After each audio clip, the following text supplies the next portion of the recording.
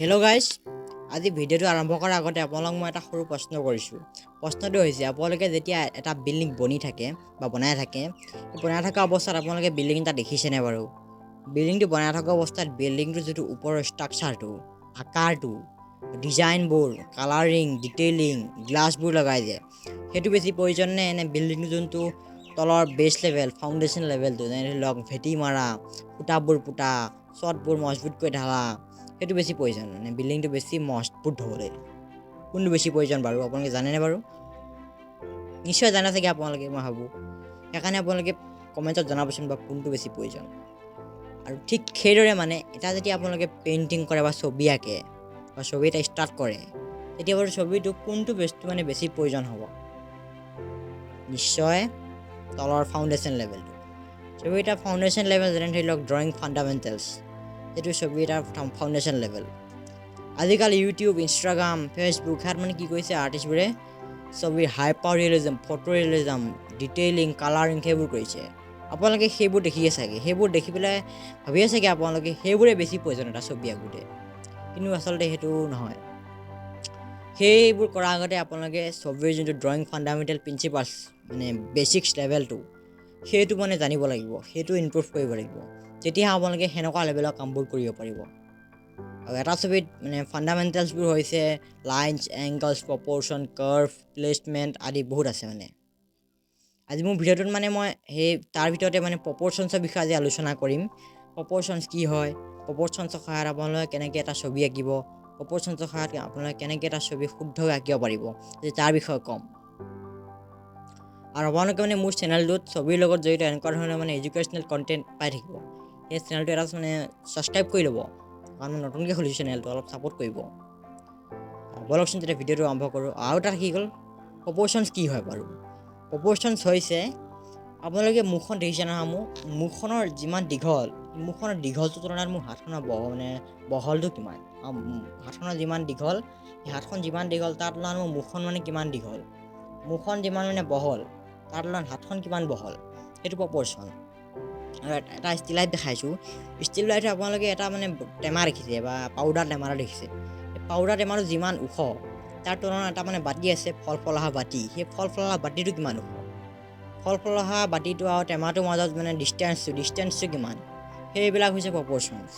সেইবোৰৰ সহায়তে আপোনালোকে এটা ছবি মানে সুন্দৰকৈ আঁকিব পাৰিব। ব'লকচোন আজি মই প্ৰেক্টিকেলি আপোনালোকক ক'ম কেনেকৈ এটা ছবি মানে প্ৰপ'ৰ্চনছৰ সহায়ত আঁকিব, মানে 4-5টা ছবি মই আঁকি দেখাম তাৰ সহায়তে। ব'লক আজি ভিডিঅ'টো আৰম্ভ কৰোঁ।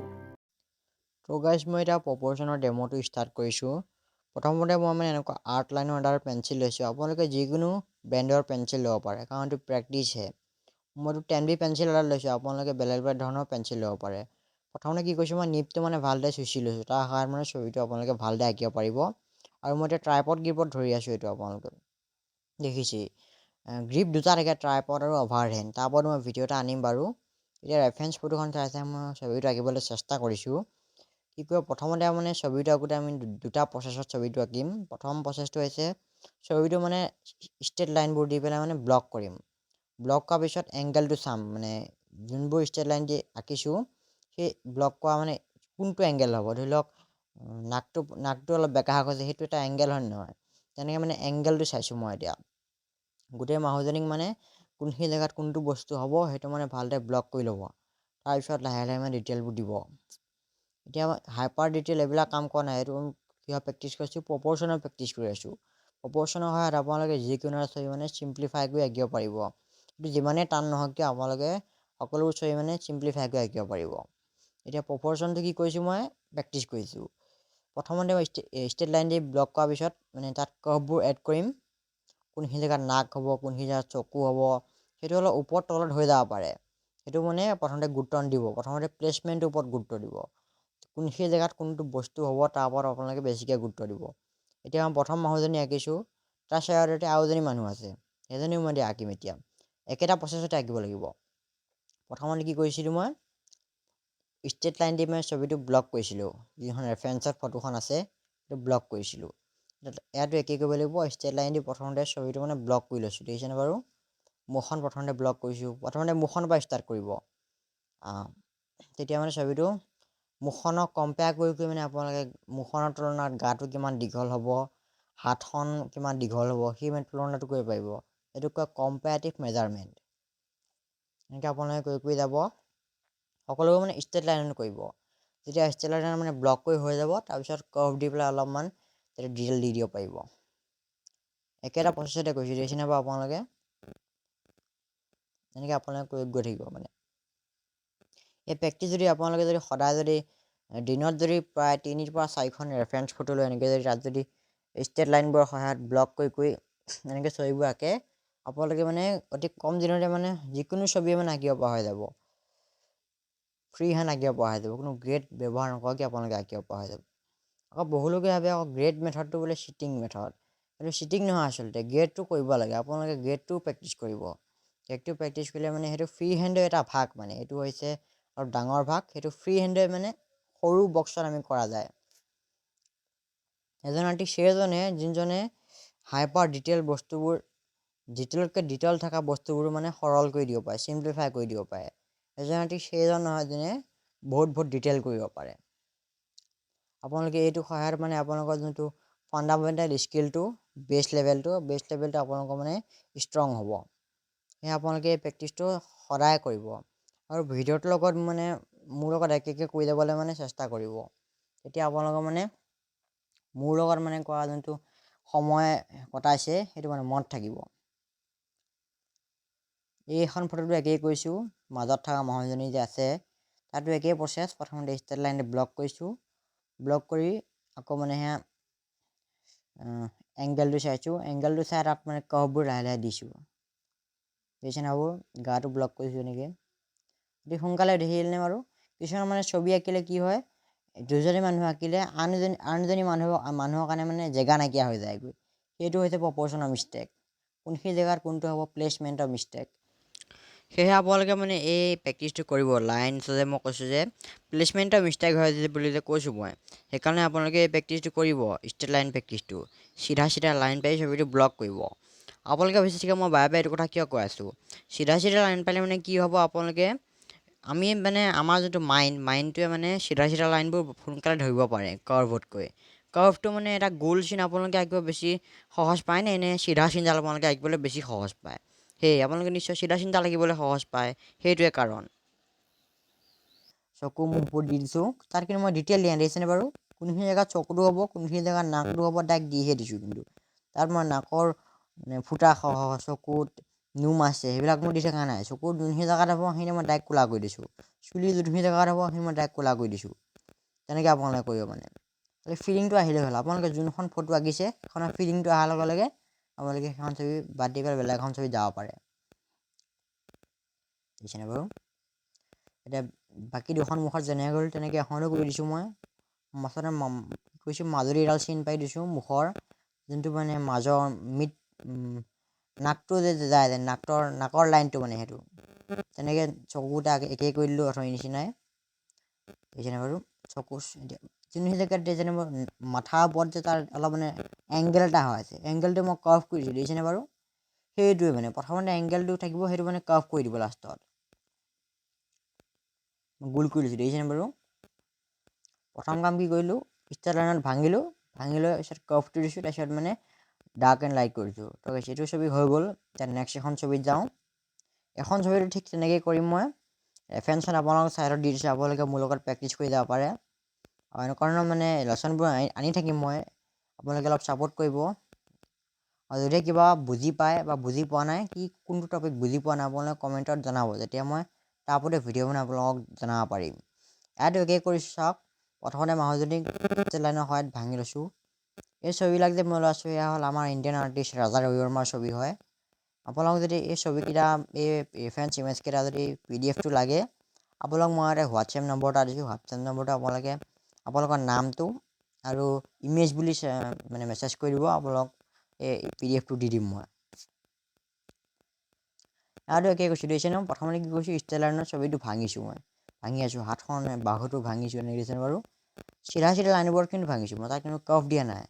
এতিয়া এইখিনিতে কাৰ্ভ এটা লৈছেনে বাৰু? কাৰণ মোৰ প্ৰেক্টিছ অলপ আছে। আপোনালোকে প্ৰথমতে কাৰ্ভবোৰ নিদিব, ডাইৰেক্ট ষ্ট্ৰেট লাইনত দিব। ষ্ট্ৰেট লাইনত দি মানে ছবিটো ভাঙি ল'ব।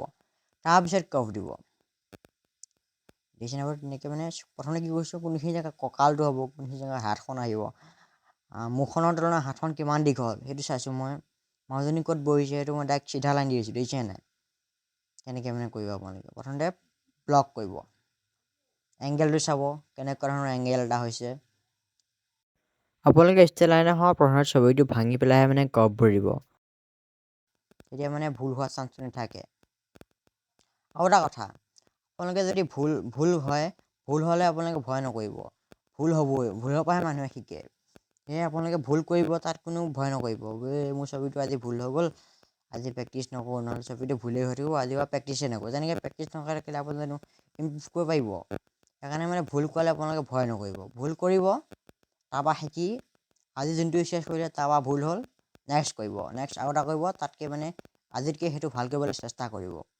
তেনেকৈহে আপোনালোকে শিকিব পাৰিব এতিয়া মানুহজনীক মই দি দিছোঁ দেখিছেনে বাৰু আকৌ নাকটো দিলোঁ চকু দিছোঁ চকু মানে যোনখিনি জেগাত চকুটো হ'ব বা সেইখিনি জেগাই দিছোঁ মই তাত চকুটো আঁকি দিয়া নাই কিন্তু দেখিছেনে বাৰু উঠটো কোনখিনি দেখাব উঠটো দিছোঁ মই চকু বা অৱস্থাত মই আঁকি দিয়া নাই কিন্তু চুলিখিনি ডাৰ্ক কাৰণে মই ডাৰ্ক কৰি দিছোঁ এটা শ্বেডত এটা ফ্ল'ত গৈছে বাৰু এই ফ্ল'টো আপোনালোকে আনিব লাগিব কিন্তু এই ফ্ল'টোৱে মেইন বস্তু এই স্কেচবোৰ কৰিলে আপোনালোকৰ মানে লাইনৰ কোৱালিটিটো ইম্প্ৰুভ হ'ব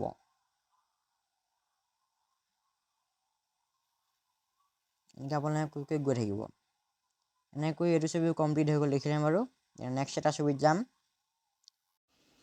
তো গাইছ মই এতিয়া নেক্সট ছবিটো আহিলোঁ এইটো ছবিটো মই একেখিনি প্ৰচেছকে কৰিম মই অথনি যিখিনি প্ৰচেছ কৰিছিলোঁ এতিয়া মানে একেই প্ৰচেছ কৰিম এই ছবিখনো হৈছে ৰাজা ৰবি বৰ্মাৰ ছবি হয় তেখেত হ'ল আমাৰ ইণ্ডিয়ান বিখ্যাত আৰ্টিষ্ট তেখেতৰ ছবি হয় কিয়নো আৰু আপোনালোকে ছবিটো আগতে দেখিছেনে বাৰু মই কেনেকৈ ভাবিছোঁ আপোনালোকে সেইটো মন কৰক প্ৰথমতে কি কৰিছোঁ মই ষ্টেট লাইন দি মানে মনতে ভাবিছোঁ মই এনেকৈ এটা ষ্টেট লাইন হ'ব তেনেকৈ এটা ষ্টেট লাইন হ'ব তেনেকৈ ভাবিছোঁ মই আপোনালোকে মানে তেনেকৈ ভাবিব চেষ্টা কৰকচোন বাৰু অথনিৰ পৰা যে মই এইকেইটা স্কেচ কৰি আছোঁ আপোনালোকে এতিয়া মাথাত ক্লিক কৰিছেনে বাৰু কোনটো কৰিলে মানে মই কেনেকৈ ভাবিছোঁ আপোনালোকে সেই বুলি ভাবিব পাৰিছেনে মই কেনেকৈ ভাবিছোঁ আৰু মই মানে ভাবিছোঁ কোনখিনি জেগাত চিধা লাইন হ'ব কোনখিনি জেগাত মানে এটা এংগেল চেঞ্জ হৈছে মই সেইটো ভাবি আছোঁ হয় নহয় আপোনালোকে সেই কথাটো ভাবিব পাৰিছে নাই বাৰু কমেণ্টত জনাবচোন বাৰু আপোনালোকে দেখিছেনে বাৰু আপোনালোকে যদি ভাবিব পাৰিছে কমেণ্টত জনাই দিব আৰু যদি ভাবিব পাৰিছে আপোনালোকে দেখিছে নিশ্চয় ইমান সৰু এটা স্কেচ কৰি আপোনালোকে ইমান ধুনীয়াকৈ ইমান সৰু এটা ক্লাছতে আপোনালোকে ইমান ধুনীয়াকৈ মানে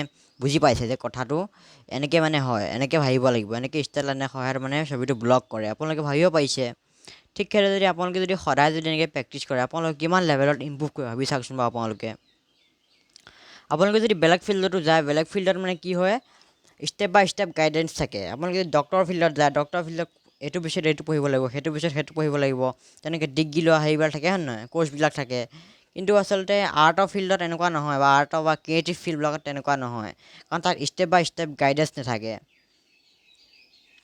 সেয়ে আপোনালোকে মানে ষ্টেপ বাই ষ্টেপ গাইডেঞ্চবোৰ ল'ব কোনটো পিছত কোনটো শিকিব লাগিব আপোনালোকে সেইটো ল'ব দেখিছেনে বাৰু ইয়াতো মই ঠিক একেই কৰিলোঁ প্ৰথমতে কি কৰিলোঁ ষ্টেট লাইন দি ব্লক কৰি ভাঙি ল'লোঁ ভাঙি লোৱাৰ পিছত কি কৰিছোঁ এতিয়া মানে লাহে লাহে কাৰ্ভবোৰ দিছোঁ আপোনালোকে প্ৰথমতে কিন্তু কাৰ্ভ নিদিব কাৰ্ভ দিলে আপোনালোকৰ ছবিটো টান হৈ যাব আপোনালোকে আঁকিব নোৱাৰা হৈ যাবগৈ আপোনালোকে দিনত কিন্তু কৰিবই প্ৰেক্টিচটো আপোনালোকে বহুতখিনি ইম্প্ৰুভ কৰিব আমি মানে ষ্টেট লাইন লোৱা কাৰণটো অথনি ক'লোঁ আৰু এবাৰ কৈ দিছোঁ ষ্টেট লাইন ল'লে মানে কি হয় আমাৰ মাইণ্ডটোত মানে আমি ষ্টেট লাইনডাল ভালদৰে মানে অবজাৰ্ভ কৰিব পাৰোঁ কিন্তু কাৰ্ভ লাইনডাল আমি অবজাৰ্ভ কৰোঁতে অলপ সময় লাগিব সেইকাৰণে মানে ষ্টেট লাইনডাল লোৱা হৈছে এনেকৈ ষ্টেট লাইনৰ সহায়ত আপোনালোকে ছবিবোৰ ব্লক কৰিব আৰু এই ষ্টেট লাইন যদি আপোনালোকৰ মাইণ্ডছেটটো যদি বদলাব লাগে এই ষ্টেট লাইনৰ মাইণ্ডছেটটো বদলাবলৈ আপোনালোকে আৰু এটা এক্সাৰচাইজ দিছোঁ মই আপোনালোকে যদি ৰাস্তা দি গৈ থাকে বা স্কুল গৈছে কলেজ গৈছে তাত গ'লে মানে কি কৰিব ষ্টেট লাইনটো মানে ভাবিব চেষ্টা কৰিব এটা ঘৰ দেখিছে ঘৰটোত কেনেকুৱা ধৰণৰ মানে ষ্টেট লাইন হ'ব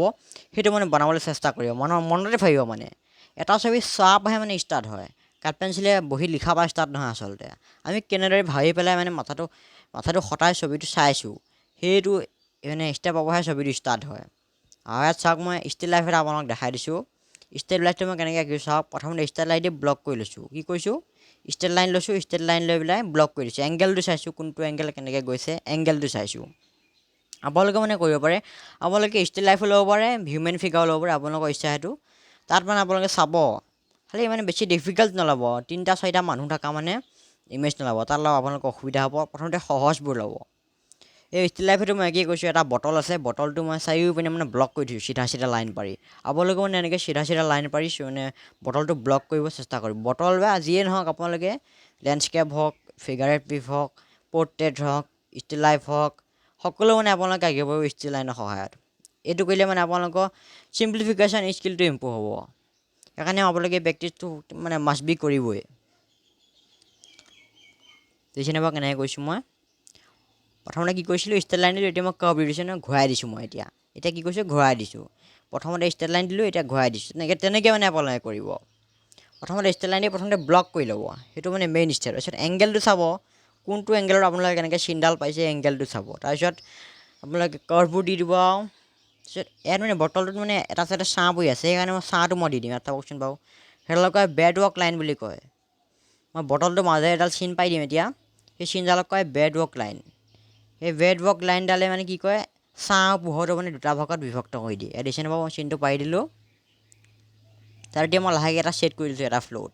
আপোনালোকে এনেকৈ ছেট কৰি দিব পাৰে, মানে যোনখিনি জেগাত ছাঁ পৰি থাকে বটলটোত বা যি হয় নহওক, ছাঁ পৰা জেগাডোখৰ আপোনালোকে ছেট কৰি দিব। তেতিয়া মানে কি হ'ব, দেখি ভাল লাগিব। নিদিলেও নাই, কাৰণ আমি স্কেচহে কৰিছোঁ। আৰু তলত ছাঁ এটা পৰি আছে, দেখিছেনে বাৰু, বেষ্ট লেভেলত যে ছাঁটো পৰি আছে মই সেইটো দি দিছোঁ, তাত দেখি ভাল লাগিব। আপোনালোকে ছাঁ দেখি ভাল লগা বুলিয়ে নহয়, আপোনালোকে মানে ছাঁটো প্ৰেক্টিছ কৰিব, তেতিয়া আপোনালোকে লাইটিং ফৰ্মটো বুজিব পাৰিব। ইয়াৰ পৰা দেখি ল'ব কিমান কিতাপ আমাৰ বেনিফিট হয়। এতিয়া মই আৰু এটা ষ্টিল লাইফ ল'ম। এইটো ষ্টিল লাইফ মানে মোৰ ট্ৰফি এটা মানে আঁকিম এতিয়া। আপোনালোকে গোটেইখিনি ফটো PDF লাগে যদি মই কৈছোঁৱেই, নম্বৰটো আপোনালোকে মেছেজ কৰি দিব, আপোনালোকৰ নামটো আৰু মানে ইমেজ বুলি মেছেজ কৰি দিলেই হ'ব, আপোনালোকক মই দি দিম গোটেইকেইটা ফটো PDF। আপোনালোকে ইয়াৰ পৰাও চেষ্টা কৰিব পাৰিব, এইটো আপোনালোকৰ ইচ্ছা আৰু ঠিক কি কৈছে চাওক, এইটো এটা গোল বস্তু নহয়, এটা গোল বস্তু এইটো, কিন্তু মই ষ্টেট লাইন দি ভাঙি লৈছোঁ প্ৰথমতে, দেখিছেনে বাৰু? এনেকৈ মানে আপোনালোকে ষ্টেট লাইন দি ভাঙি ল'ব, দেখিছেনে বাৰু? এনেকৈ মই ষ্টেট লাইন দি মানে ভাগকৈ ভাঙি দিছোঁ মই। এইটো ট্ৰফি ইমেজ হয় এইটো, দেখিছেনে বাৰু? তেনেকৈ ভাঙি দিব আপোনালোকে। ভাঙি লৈ কি কৰিব, মই যিটো কৈছোঁ সেইটোৱে মানে কাৰ্ভবোৰ এড কৰি দিব। তাৰপিছত এনেকৈ কৰিব আপোনালোকে। দিনত প্ৰায় আপোনালোকে 10 বা 5টা যদি আপোনালোকে এনেকৈ কৰে, আপোনালোকে মানে খুব ভাল এটা ফলাফল পাব। খুব সুন্দৰকৈ আপোনালোকে মানে আঁকিব পৰা হ'ব ছবিবোৰ।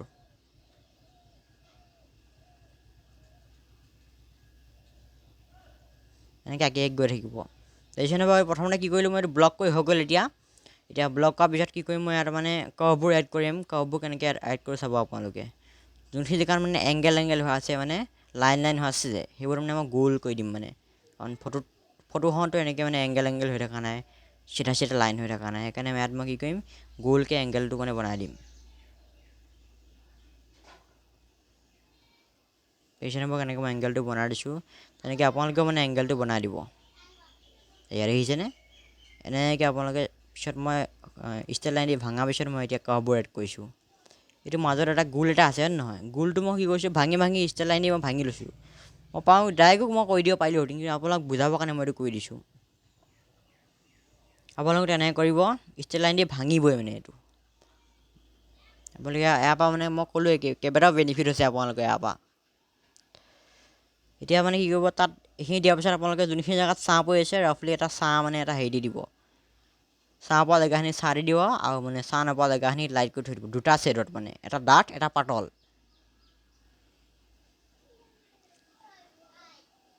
এনেকৈ কৰি যাব আপোনালোকে। এনেকৈ কৰি আপোনালোকক খুব মানে ধুনীয়াকৈ এনেকৈ যদি সদায় প্ৰেক্টিছ কৰে, বঢ়িয়া হ'ব মানে। আপোনালোকেও মানে আপোনালোকে ভাবে যে ডিটেইলবোৰে বেছি ইম্পৰ্টেণ্ট, ডিটেইলবোৰতকৈ কিন্তু এইটো বহুত ইম্পৰ্টেণ্ট। এই প্ৰেক্টিছ যদি আপোনালোকে 2 পৰা 3 মাহ কৰে, 1 বা 2 বা 3 মাহ কৰে, আপোনালোকে ভাল এটা ফলাফল পাব মানে। তো গাইছ, ট্ৰফিটোৰ তলত মানে এতিয়া অলপ ছাঁ পৰি আছে, গতিকে মই ছাঁখিনিও মানে এনেকৈ বনাই দিছোঁ। তো গাইছ, মই ভাবোঁ আপোনালোকে মোৰ ভিডিঅ'টোৰ পৰা কিবা এটা শিকিব পাৰিলে প্ৰপৰশ্যনছৰ বিষয়ে। প্ৰপৰশ্যনছৰ বিষয়ে মই প্ৰপৰশ্যনছটো ইম্প্ৰুভ কৰা মানে সৰু মই টেকনিক এটা আপোনালোক বুজালোঁ। যেতিয়া মানে বুজি পাইছে, এটা লাইক কৰি দিব। আৰু আপোনালোকে যেতিয়া মানে ৰাস্তা দি ক'ৰবাত গৈ থাকিব, বা স্কুলৰ পৰা আহি আছে গৈছে, তেতিয়া মানে ৰাস্তাত বা ঘৰত মানে নেচাৰত যি দেখে মানে দেখাবোৰ মানে ষ্টেট লাইনত ভাঙিবলৈ চেষ্টা কৰিব। তাৰ সহায়ত আপোনালোকৰ মানে অবজাৰ্ভেশ্যন স্কিলটো ইম্প্ৰুভ হ'ব। আজিলৈ ইমানেই যদি ভিডিঅ'টো ভাল পালে এটা লাইক কৰি দিব আকৌ কৈছোঁ বাই বাই